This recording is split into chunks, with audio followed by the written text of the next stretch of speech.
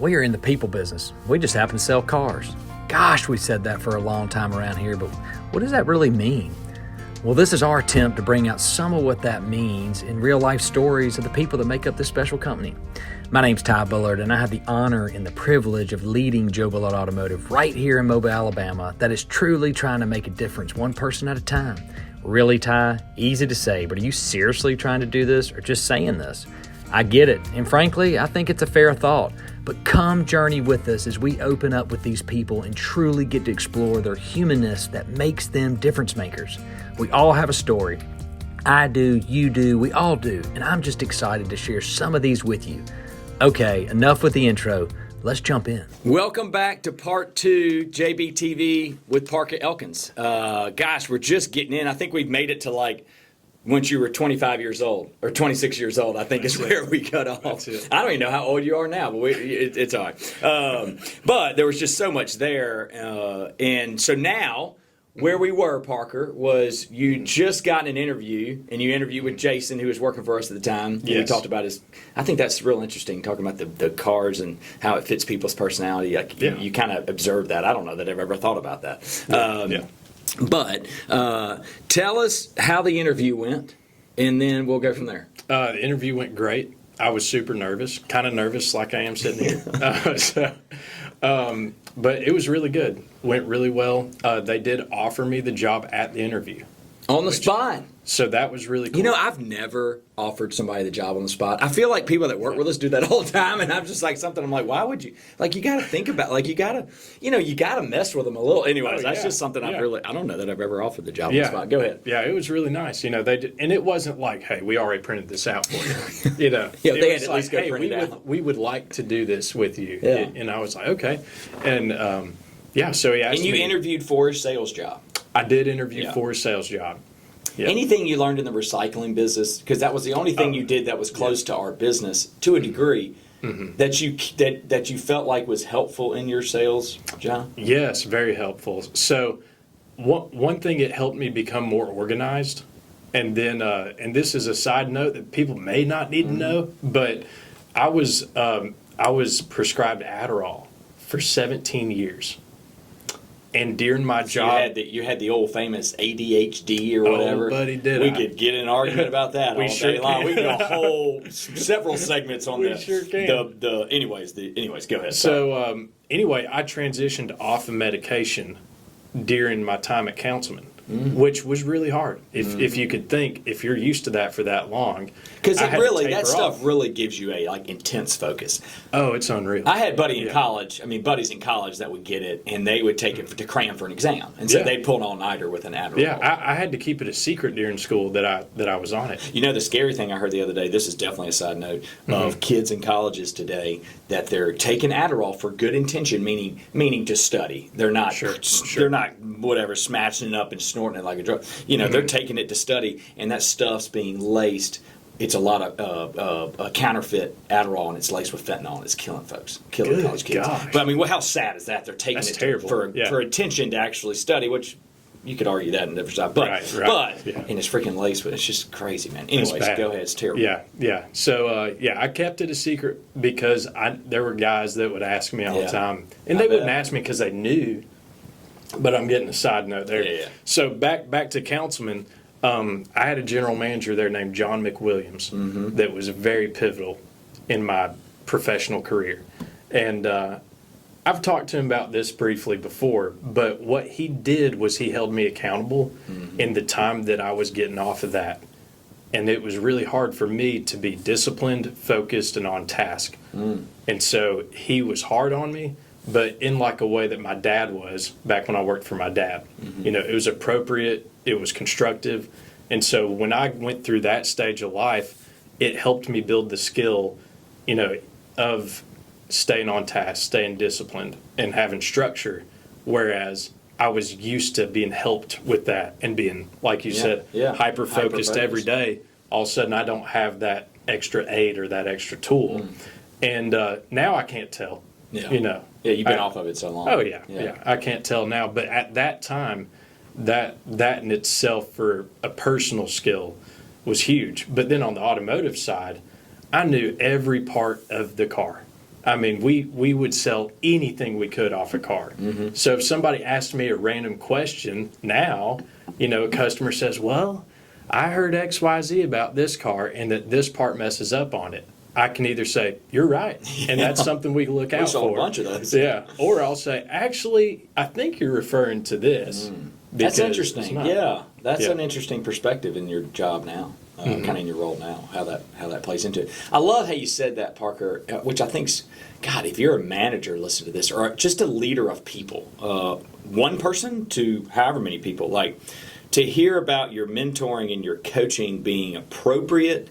I've never heard that word being used as like a grading of coaching, but appropriate and constructive. I've heard constructive. Man, what two good words to kind of, if you're a leader or a manager of people and you're having to coach someone, hey, let me run it through the filter of, is it appropriate and is it constructive? Like what a two, that's some nuggets there that I think I've never necessarily, like I said, I've thought through, am I being constructive? Because sometimes you can just be mean. You can get you can kind of convince your personal. They just whatever. But is it appropriate too? Which is another good filter to kind of run through.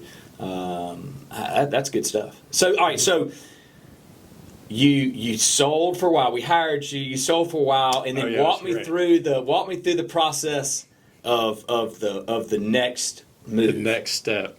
So I was in sales for almost 3 months. So I started January 20th of 2020. There you go.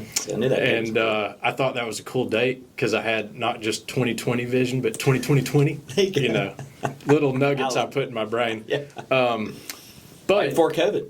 Before COVID. But if you remember, the entire planet got super scared. Really it was quick. a little bit late March. I'll never forget. I was talking to my dad like the second week of March, and I had some deals working, like dealership deals working. Yeah. And all of a sudden, he's like, I think this COVID thing is going to be a pretty big deal. Or he was like on the phone. I was like, And like 2 weeks later, I was like, whoa, what's going on? I started freaking out. But go ahead. Yeah. So unfortunately, you know this super well, but I was one that got furloughed. In that first wave of furloughs. I was the newest salesman on the floor at Cadillac. Before we even knew what furloughed meant. COVID taught us what furloughed meant. I had to Google it. Yeah. I did. I probably did too, like a couple weeks before you. Yeah. And sorry to my professors at University of Mobile. I'm sure they taught me that in business class. I don't think many people understood what that word was before COVID. But go ahead. But yeah, so I was one of the team that got furloughed, and I remember you and John Galanos reached out to me.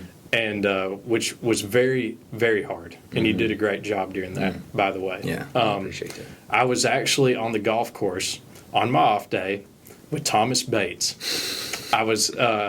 pure wisdom. There we go. Love me some Thomas Bates. Yeah. So we were warming up, and all of a sudden I got the call from you, and then a FaceTime from Jason and Johnny G. And then they FaceTimed me, and I hung up, and I looked at him, and he goes, you okay? And I said, yeah, I'm fine. And so at that point, I then just told him, let's have a round of golf, and I'm going to call my dad after. And of course, no big deal. I called Dad. I was like, hey, you got some landscape jobs? And he was like, Parker, come home whenever you need to. We'd already had the talk 2 weeks prior, though. Yeah. I told him 2 weeks prior, I said, if they start furloughing people, I'm for sure on the chopping block because I've sold 7 cars in 7 weeks. So a little bit about the nature of our business. Yeah. So then I got a call back 5 weeks into my furlough, and it was from, let's see, who was it? It may have been Johnny G calling me back because I remember him saying, I want to call you back to bring you back. Yeah. And they had to let somebody go in the parts department. I'd worked at Councilman Automotive with parts, and they were like, okay, maybe this will work. Be a fit. So then I started my 2-year journey in parts at Cadillac. Gosh, it's funny you bring that up.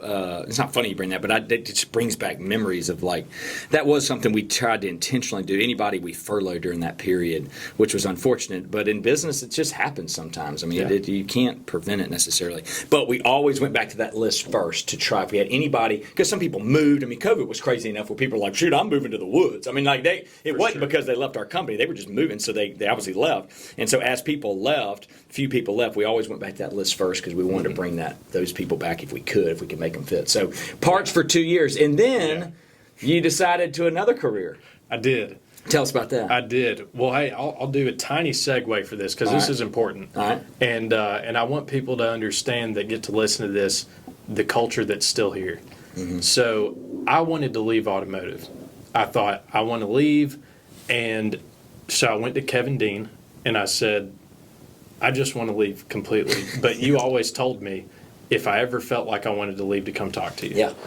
And so what Kevin did for me, nobody's ever done for me before. No boss has ever even entertained it. And I don't even know if you fully know this. So here it comes. All right. I asked him if I could go do job shadowing at positions here within the company and at a position somewhere else that I was interested in. And he was like, and he thought about it. And then he's like, you know what? Yeah.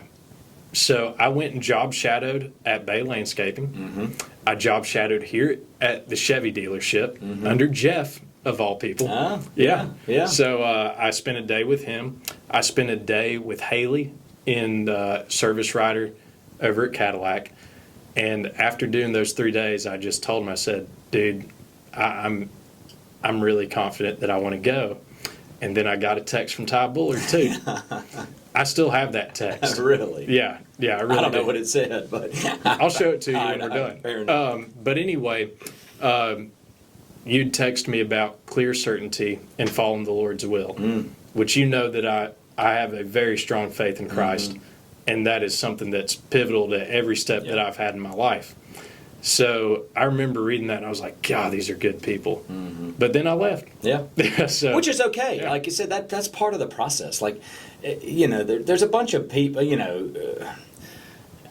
anyways, there's a lot of places you can work, and there's a lot of good people out there, but you got to have, like I said, that clear certainty and really feel like you're walking in God's will. And sometimes it takes taking a step somewhere else, and anyways, so I always respected it and understood it. And kind of being in my role, you're always going to have people go for sure. So tell me, what'd you learn at Bay Landscaping? Man, I learned so much there. And I worked there. I also worked at Sexton Landscape as well. Oh, both places. So I worked at Bay for a year, and then I worked at Sexton for 2 years. Oh, okay. And so it was Similar company cultures? very well. Yeah. I would say similar tasks. They're definitely structured different. Yeah. But both very, very good in Okay. the industry. Hold that thought. We're going to go back. I want to dig into this a little bit because I'm interested Okay. as far as kind of the next transition. But we're out of time now. So Good Will, gracious. we're going to go to part 3. Parker, we got part 3 Let's go. Parker Let's go. Elkins. Thanks for tuning in. We'll be right back.